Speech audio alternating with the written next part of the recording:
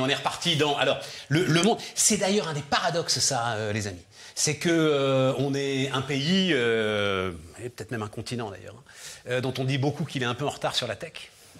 En revanche, en ce qui concerne l'intégration de cette tech, la réflexion, la façon dont cette tech peut aider les entreprises, là on est au top. Et on est au top depuis, enfin, c'est presque un truc historique. Hein.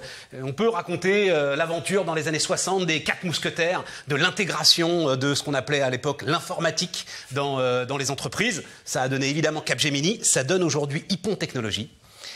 Et je dois avouer que... alors, c'est des histoires...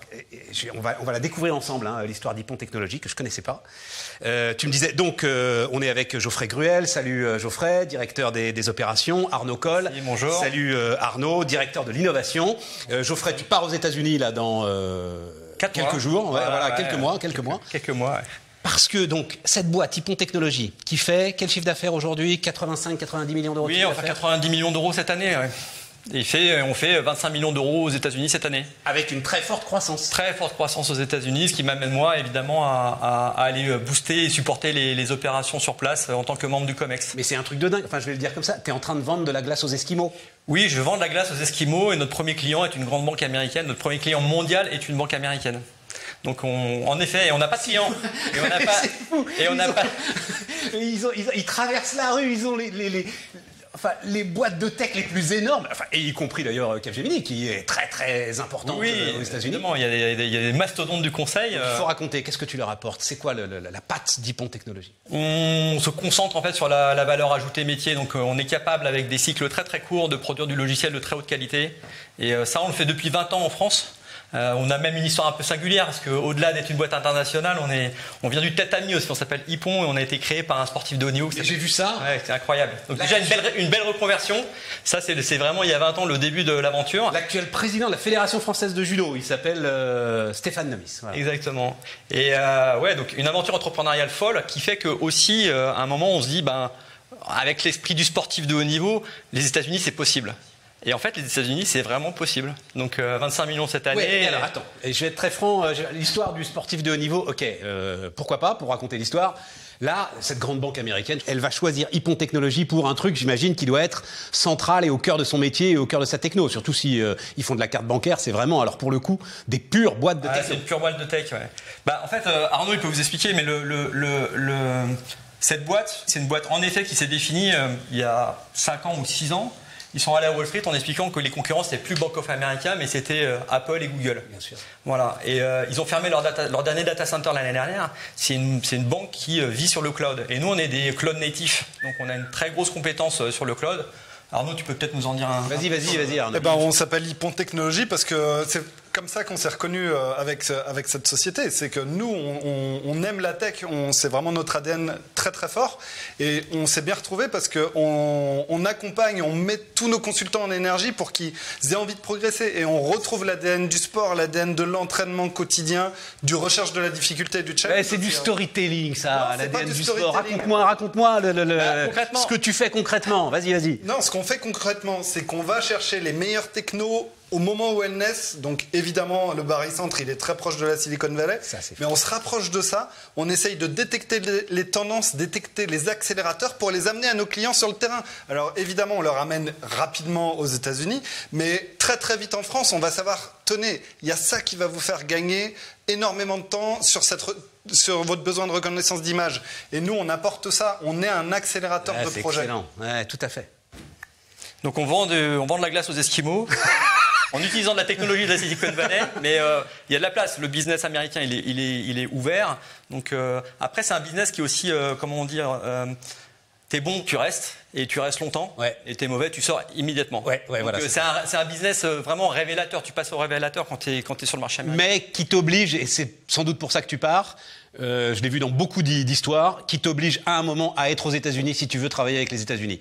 À un moment, tu peux plus, ok, t'es français, très bien, je veux dire, mais à un moment, tu deviens américain comme moi, sinon ça va pas pouvoir durer longtemps. On est d'accord? Ouais, alors ça fait 8 ans qu'on y est, donc moi j'y arrive que 8 ans après. J'ai pas fait le. Ouais, mais pour la vraie croissance finalement. Oui, pour le scale, scale des opérations, on le renforce évidemment et c'est important. Ouais. Mais aujourd'hui, on a, en fait, 70 ou 80 personnes à la fin de l'année, il reste que 2 Français. Donc au début, on avait plus de Français, mais maintenant on a 75%, enfin 75 personnes, 75 consultants de nationalité américaine. On va les recruter dans les universités américaines. Enfin, on utilise les codes des... Et ça leur plaît, j'imagine, Small is Beautiful pour l'ensemble de ces jeunes gars, non? C'est-à-dire les énormes boîtes de tech sont un peu passées de mode, quoi. Enfin, il y a un côté... ce qu'ils reconnaissent en arrivant, du mal un petit peu, quand même. En arrivant chez nous, c'est l'entraide. C'est quelque chose qui est ancré dans notre ADN aussi, et c'est pas du storytelling. C'est quand on demande à un consultant qui vient d'arriver chez nous, qu'est-ce qui t'a marqué dans tes premières semaines d'intégration, c'est que tout le monde se met à ma disposition, tout le monde est là pour m'aider à monter en compétences. Et nous, c'est quelque chose qu'on chérit comme valeur. On a même créé un programme de mentoring qui s'appelle Black Belt, où les gens passent des ceintures pour progresser dans leur technologie respective. Donc c'est quelque chose d'hyper important pour nous, et cette culture américaine aussi qui infuse chez nous, la culture du give back. On a créé une fondation pour aller équiper des écoles primaires et des collèges en Afrique de salles informatiques. On intervient auprès des jeunes de cité pour faire du mentoring. C'est quelque chose d'hyper important pour nous. On a des actions partage du profit à l'intérieur, j'imagine.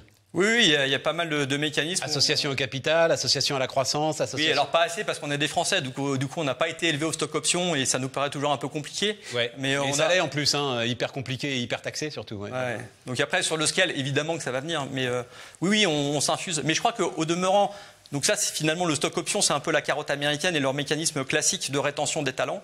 Nous, on a un mécanisme de rétention des talents qui est basé sur l'investissement dans l'individu. Et ça, les Américains, c'est pas leur pratique. Tu rentres chez Accenture, tu es le numéro 228 973 et probablement que tu es un Kleenex. Enfin, il y a une approche assez Kleenex. Si tu es utile à un moment, tu seras là. Le moment où tu es utile et... on voit ça là, les cryptos, ça a été la folie. La crypto.com, ils ont embauché des milliers de développeurs. Pardon. Non, mais les volumes sont impressionnants. Les milliers de développeurs, hop, ça s'est retourné. Les milliers de développeurs sont retrouvés dehors. Ouais, mais chez nous, justement, on a un système plus. On réutilise finalement, on réutilise un peu cette fibre sociale française à investir dans les individus. Ça nous sert à nous à se différencier aussi sur le marché américain. Est-ce que les gars derrière puissent construire leur propre parcours finalement comme vous l'avez fait? Vous parlez, parce qu'il faut parler du cloud aussi quand même, puisque tu dis donc là c'est la lame de fond du digital, du numérique aujourd'hui, et là vous vous estimez parfaitement positionné pour aider les entreprises à monter sur cette vague. Absolument, on est parfaitement positionné parce que depuis 2016, on a investi massivement dans la formation. On a des niveaux de partenariat qui sont très très forts et nous, c'est du pain béni pour nous qui aimons la tech parce qu'on arrive à mettre en production des projets au bout de 6 à 9 mois alors qu'avant, il nous fallait 2 ans. Parce qu'on n'a plus besoin d'acheter les serveurs. Ça paraît bête, mais ça prenait un délai conséquent. Après, il fallait évidemment les installer. On connaît tous cette histoire-là. Mais nous, ça nous fait gagner du temps et on peut tout de suite aller parler au métier et être sur la création de valeur. Et ça nous a changé notre métier de tous les jours. On est là tout de suite pour créer de la valeur, on se met à côté de la personne. Alors, qu'est-ce que tu voudrais qu'on arrive à raconter avec tes données, par exemple? Et ça, c'est passionnant. Enfin, la banque totalement dans le cloud, je savais pas. Moi, il y a plus rien. Je vais faire le malin parce que le terme c'est on-premise si jamais. C'est ça. Ce sont des serveurs qui sont propriétaires. Il y a plus aucun serveur propriétaire. Non, rien du tout. Tout est sur Amazon, sur AWS. Ils jugent aujourd'hui que leur niveau de sécurité est meilleur aujourd'hui que ce qu'ils avaient avant. En fait, c'est ça. C'est toujours l'image qu'on prenait. Enfin, au tout début du cloud, c'est ton argent, tu vas pas le mettre sous ton matelas quand même. Enfin, ça te semblerait aujourd'hui totalement invraisemblable. Ouais. Il y a on peut parler par exemple du secteur public. Ils ont des instances de cloud de tous les cloud providers, pas forcément que de Amazon, qui sont des instances de cloud. Ils ont privatisé finalement un bout du cloud d'Amazon et d'Azure. Donc ils ont tous les services disponibles, tous les services techniques, la data, l'IoT, le mobile, enfin tout. Et vous avez un partenaire privilégié justement entre, en gros les 3 gros quoi, entre Google, Amazon et. Nous on est très Amazon parce que notre grande banque est très Amazon. Donc oui, AWS est notre partenaire number 1. On est AWS first.